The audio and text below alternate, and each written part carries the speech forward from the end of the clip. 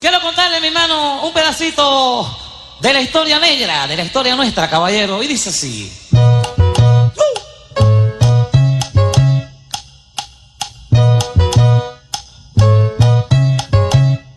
Dice.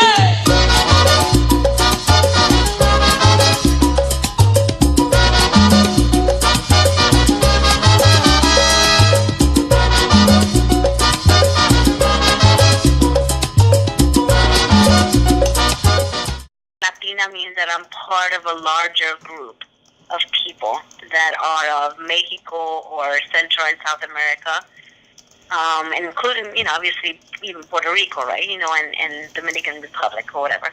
So for me, the term Latina means that we're a part of a larger group of people that come from these regions, right? And that also means that within that there's a variation of how we define ourselves and who we are as a people. And that's probably the closest thing that we can potentially use to define ourselves, right? But within that term, it's also, difficult because then people's assumption is that we're all the same, when in reality we're not. Sure, if I'm in a group with Latinos, I'll be like, I'm Latina. And they're like, oh, you're Latina? Sure, whatever, But then when I'm with all these Latinos, it's like, no, but I'm Mexican, and I define myself as such. For me, the term Latina just means, it is in some ways empowering because it does bring people together, either for a common cause or saying we're together and united. But I also think it devalues in some ways the essence of each individual, either country or our own cultures. So, at the end, it's sort of how you define yourself. And I think, for the most part, you ask any Latino, like, yeah, sure, we're Latinos, but then you'll break it down and like, no, but I'm Puerto Rican, no, I'm Dominican, but I'm Cuban. Because we realize that even amongst us, there's such a difference in terms of who we are. And then they get to middle bit and they're like, oh, well, what are you guys, what's this, what's a tortilla, and how do you, warm it up? Or, so, for me, it was sort of having not only to teach other Latinos about what it meant to be a Mexican from East LA, right, and our history and so forth and so on, right? But that also meant that I now became part of a larger group of people, and through that I was able to learn so much about food and music and become more politically conscious in terms of our connection to other parts of the world, that I had never really thought about, And being in Middlebury, and even in my class, or the class after me as well, you had people that were from Nicaragua, El Salvador, Puerto Rico, the Dominican Republic. We had people who were Cubanos, so that was my first time getting the opportunity to meet other quote-unquote Latinos, right? Mm-hmm. But even back then, when I got to Middlebury in 1989, there was sort of this notion of, oh, you guys are all Hispanic. Young and being in Middlebury and no one ever teaching me that I would have to encounter so much diversity. And when I say diversity, it's not just, your typical white Anglo-Saxon Protestant kids, right? But mm-hmm. It was more that diversity in terms of other, Latinos and African Americans and Africans and Caribbeans and Asians, that I had never been exposed to because my neighborhood was strictly Mexican, and yeah, you had your, your little pocket, maybe that one Asian kid in your class or maybe that one black kid, in your school, but that was it in terms of diversity.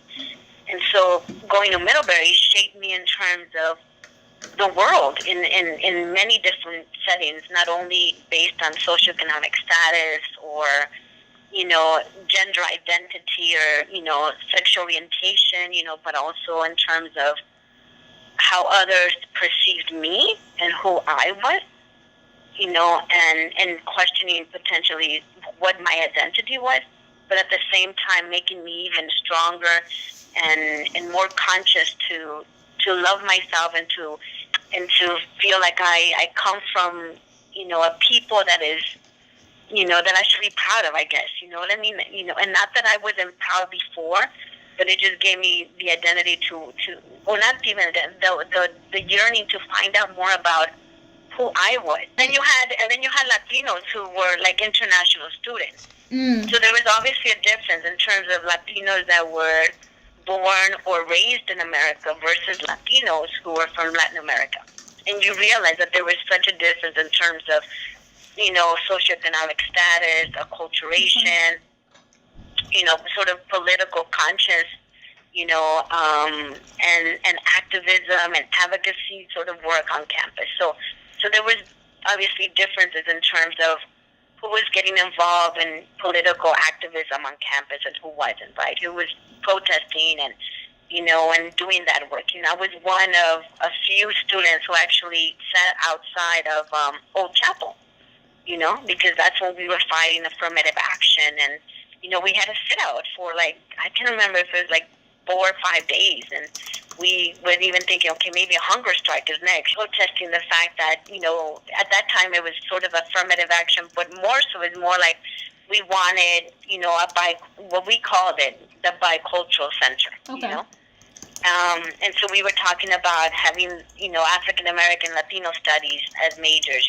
We were talking about recruiting other faculty and staff of color, addressing, racial, profiling on campus. I mean, so it's the same issues that obviously you guys are encountering, so it's the same, but yet we were radical. We were like, okay, well, we're taking this, we're doing a protest, we had t-shirts made, everybody's like, fear of Black House. I mean, it got real political. When we got to Middlebury, there wasn't a Latino group. I mean, we would have little hangouts. There was sort of let me face it. There was a group called, oh my God, what is the name of it?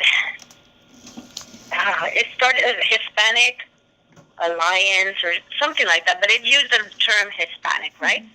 And it had, there was already this sort of conversations that we wanted something for Latinos, but nothing had been sort of set in stone. So Latinos were actually, in terms of students of color, I would say that the population was beginning to grow, right? So they, assuming myself along with, other Latino students, right? They felt like, wow, we need something that, is for us, right? Because a lot of us were members of AAA, and what we call it AAA. But before that, it was Black Student Union, and then it went into AAA, and I know that now it's Black Student Union again. But a lot of us were members of Black Student Union. We thought that this was the closest thing to a group that defined our needs, that addressed some of our concerns in terms of being students of color. But we also felt that we needed something more that spoke to our needs in terms of being Latinos and our own particular issues, that we felt dear to our hearts. But we also felt that we wanted to bring more issues in terms of, political consciousness to the campus, and through that we obviously formed Alianza, and we got together. We said, okay, well, we're forming this group. We went to student union. We said we want to, organize this group, blah blah blah, whatever. And that's where sort of Alianza was born. And I was elected their first president, I guess, of Alianza.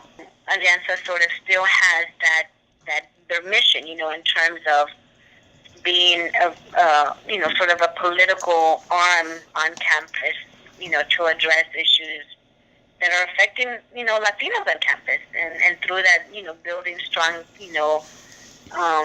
connections with other groups on campus that might be facing similar situations. Being Latina mean to me? It means speaking truth to power at this point, which it didn't, of course, when I was little, as I just said. But as I've grown up, I've realized there's a whole bunch of prejudice and stuff holding Latinos back, including me, and it's pretty much a constant struggle. So what does my Latina identity mean to me? It means going out there and pushing back against that. It means embracing my Latina identity and being really proud of my Latina identity and pushing back against oppression. Growing up, I was actually conditioned by my parents to not claim my Latina identity. when they were young children in school speaking Spanish, they were made fun of quite a lot. And so they actually really encouraged me and my sister and my brothers to embrace our American identity. So it was very much about being American and speaking English, not about being Latino and speaking Spanish. And so they actually tried very hard to keep us from speaking Spanish when we were little, even though they were speaking Spanish and my grandparents were speaking Spanish, so we were not allowed to speak Spanish.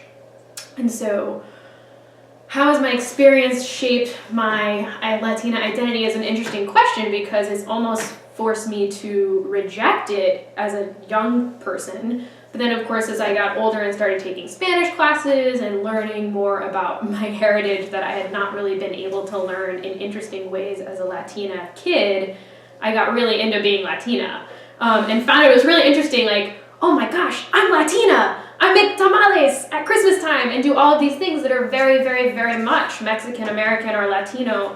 And I didn't quite realize that that's what I was doing. So it was a really interesting experience having this hybrid Mexican American identity, sort of straddling two things at once while not acknowledging one. So when I got older and learned to speak Spanish really properly, instead of just sort of as I'd been hearing pieces here and there growing up, I got really into it, and I traveled to Mexico, and I learned much more about Mexican culture and realized I was so super Mexican in ways that I never realized. So it's interesting to think about how my experience in my community has shaped it, because in some ways it's not shaped it. It's sort of pushed back against it.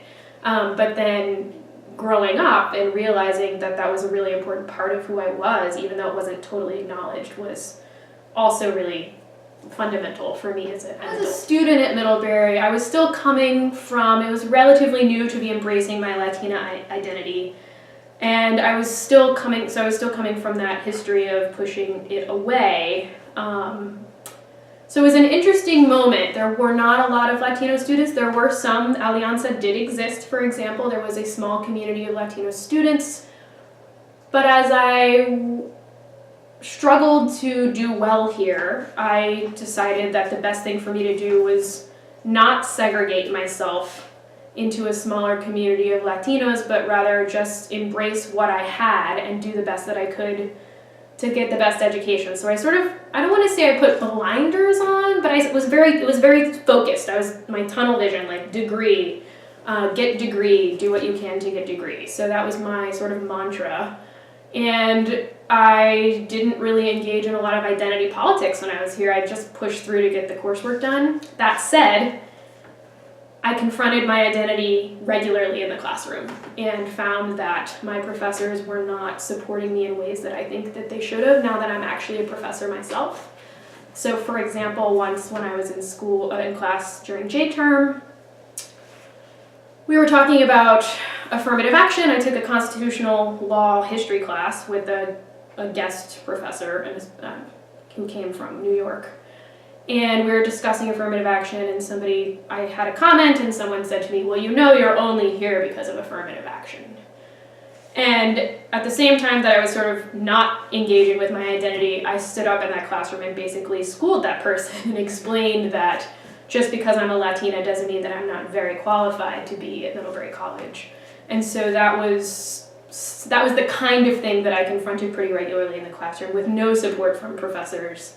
Or very little, I should say. I shouldn't say no support, because that may not be an accurate statement, but definitely not in that moment. So it was really interesting to be a Latina at Middlebury in the early 2000s, because there wasn't a lot of us, and that was a moment. I feel like the generations are changing, right? My parents are like, be quiet and do what you're told. I was sort of in the middle of be quiet and speak up. And I feel like the students here now are much more on the speak up end of that spectrum, which I think is very good, and it's important to see those changes. But I was sort of in the middle of that, so it was interesting to struggle through when to be quiet and when to speak up. Teaching at Middlebury has been very interesting because, as I said, there's this sort of transition, right? You see change over time. I'm a historian, I think about change over time, right? So my parents' generation, be quiet, do what you're told. My generation sort of in the middle of be quiet and speak up at particular moments. And the current generation of Latinos at Middlebury, much more vocal than I was. And again, I think that's very important. There's also many more Latino students, even though, of course, there's still a huge minority at Middlebury College. And so as a faculty member, once again, I think I was pushed even more into the embracing my Latina identity and showing my students that it was okay, because I actually really regret that I didn't feel like I could express myself as a Latina. I could be a Texan, I could be working class, but I never felt like I could really be Latina here. And I think it's really important that my students feel that they can be. I think Middlebury has a lot of potential to do a lot more for all of our students. And I actually, as a Latina faculty member, really wanted to take on that education piece for not only my Latino students so they could see someone in the classroom that looked like them and taught about things that mattered to them, but also I wanted to teach all of the white students and all of the other students about what it means to be Latino and what it has historically meant, because they need to learn that too, and it shouldn't be on our students to teach that kind of thing here. It was really hard to be a Latina at Middlebury in 2002 to 2006. It's still really hard, and it's really hard to be a Latina faculty member here. That is really important for people to hear. I have never felt more invisible in my life than when I was teaching at Middlebury, even more than when I was a student.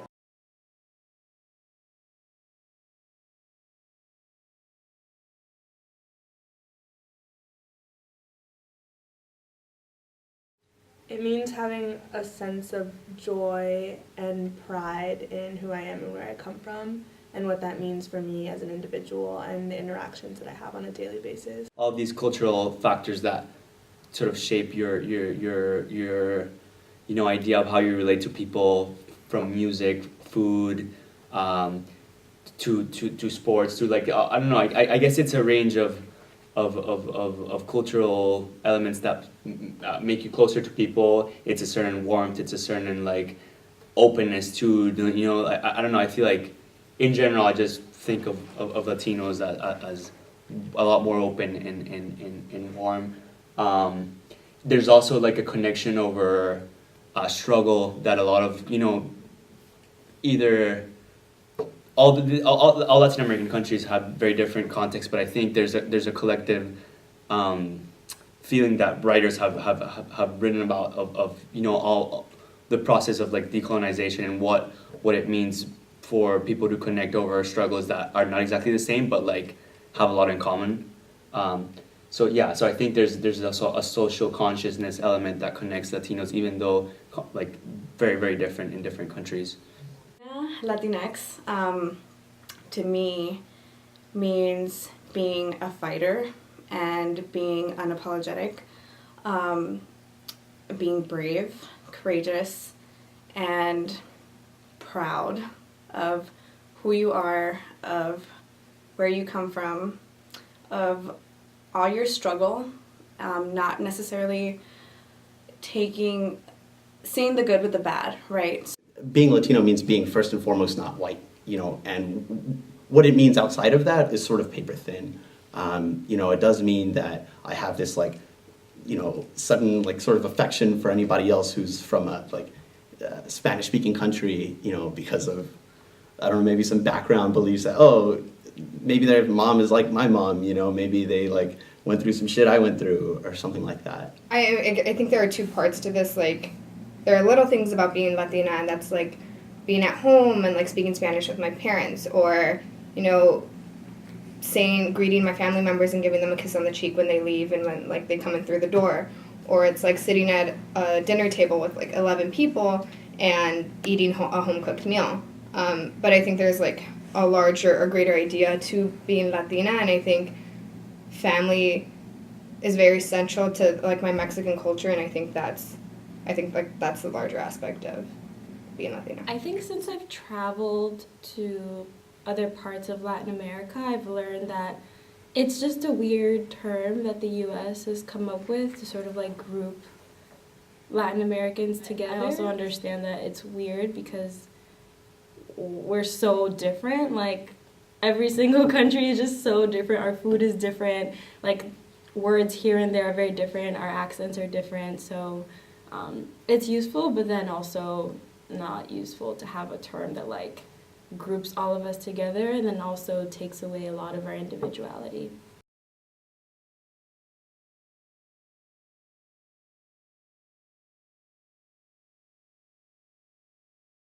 I never thought of my Latino identity before I even left home, Nicaragua, because this idea of people being united with this like Latino identity it's something that only gets shaped once you leave a country in Latin America. So I didn't think of myself as a Latino growing up, but you know there was definitely a consolidation of like a national identity. I felt Nicaraguan, and when I left, that just sort of shifted to relating to other people from Latin America. Having grown up in a very multicultural society where the majority of cultures were Latino, really has shaped who I am, and that I feel comfortable being half Colombian, half Cuban, and being okay with not identifying with one of the two specifically, and being part of that larger Latino community as a whole. And so kind of having that since the beginning of my life and the beginning of all my experiences has shaped who I am today, and then I feel really comfortable and really proud of my identity. It's basically determined everything that's gone into what I see now as Latino, right? Not really like molcajetes or salsa or tortillas, but sort of like babies with slobber on them, you know, toys without batteries, you know, head lice. Yeah, I think that sort of thing. I think a lot of what I consider to be Latina comes from just like hearing what my parents have to say about the Dominican Republic. So like I've never been there, unfortunately, but every time, like literally every time we have dinner, we're sitting around the table and they're talking about like what it was like to grow plátanos and like get avocados from the tree and like the cibao and all of these other stories. So I always like imagine myself there, but I haven't actually been there, so I don't know what that experience is like. And I think something that's different from my experiences being Latina at home, like East Harlem and then being in a school there versus like being at Middlebury now, is that it was sort of like self-explanatory. Like if people asked you where you were from, it wasn't necessarily a like alienating experience. It was more of like we all know that none of us, or at least our parents, aren't from like the United States, so like actually where are you from? And you wouldn't have to like explain, like if you spoke about plátanos or mangú, people would know. Like they just had more of an understanding about other people's cultures. So I think that community definitely helped me grow into what I think a Latina is today.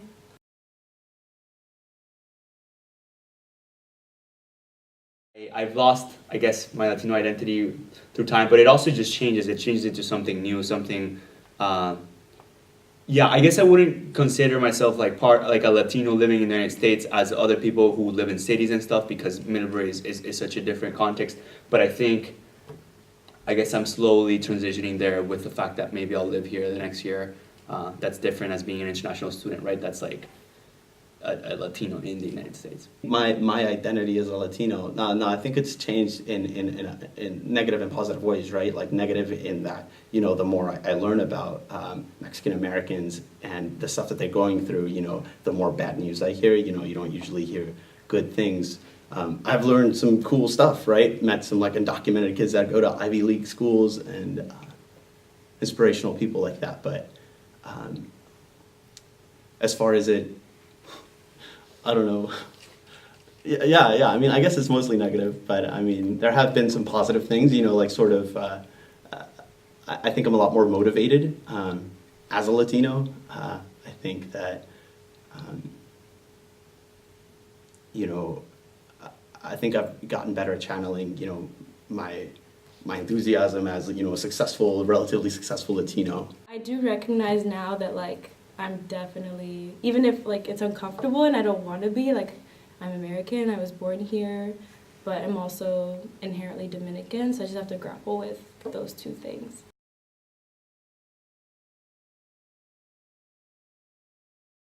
Overall at Middlebury, it has been that like slow process of it becoming a smaller part of you, of what you do every day. You know, I speak Spanish maybe like once a week or when I call my parents. So I think at Middlebury particularly, which is ironic because it's like the place where like, you know, all the diversity of cultures, but I think everything slowly like just mushes you into fitting a certain culture, a certain like Americanness that like you need to have, or you think, oh, I need to put that on in order to survive. Maybe that's like completely not true, but I think it's like a really subconscious like, oh, like am I speaking with an accent right now?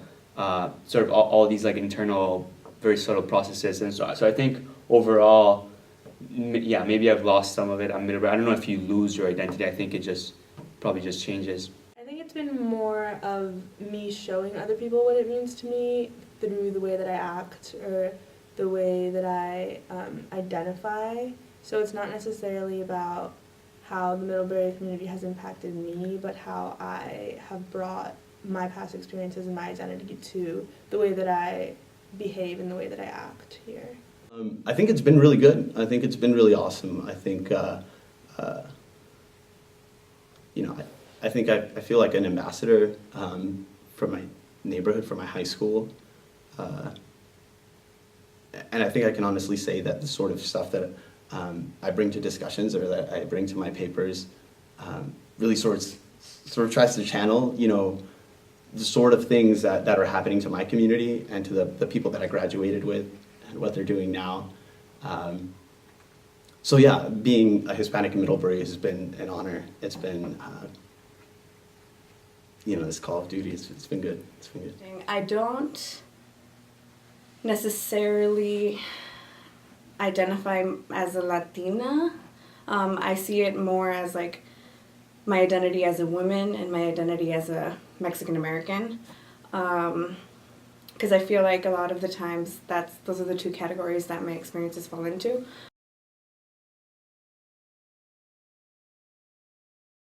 I really feel like I haven't had to compromise any part of my identity while here at Middlebury. I feel pretty comfortable in myself and my identity as a Latina, so I haven't had to particularly like suppress that anytime. I'm trying to think about like adding Afro-Latina to just the Latina because like I realize now that I'm definitely black, except I didn't grow up like knowing that I was black because Dominicans don't think of themselves as like a black people.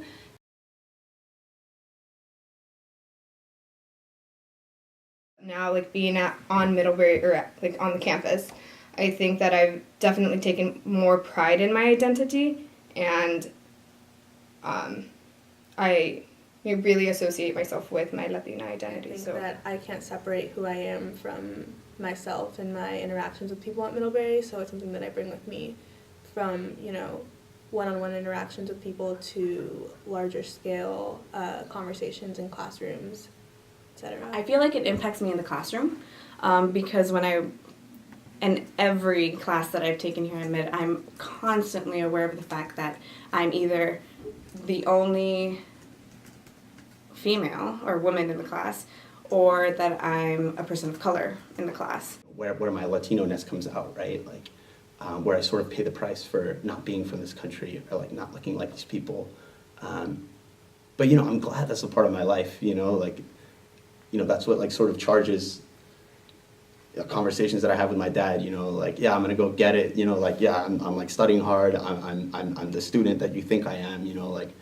I'll make you proud. That's a necessary part to like that whole narrative of like the struggle, So it's like it's a welcome part, Like on a weirder sort of note, I'm undocumented, and so that's been sort of an ingredient to like being Latino, right? And it's weird because since coming to Middlebury, like the uncertainty in the future has been a tremendously positive thing. It's like, wow, anything could happen, like these possibilities, and that simply was not true before. And being undocumented has been only a positive thing too. Like anything I say is that much more interesting because I'm undocumented. Mi nombre es Giselle Hernández y yo soy latina. Me llamo Cara, soy colombiana, cubana y americana. Mi nombre es Jamie, yo soy afro-latina. Me llamo Daniel Ramírez, vengo de Texas y soy mexicano. Mi nombre es Andrés, soy de Nicaragua. Me llamo María Mendoza y soy tejana como Selena. Yo soy Angélica y yo soy Latinx.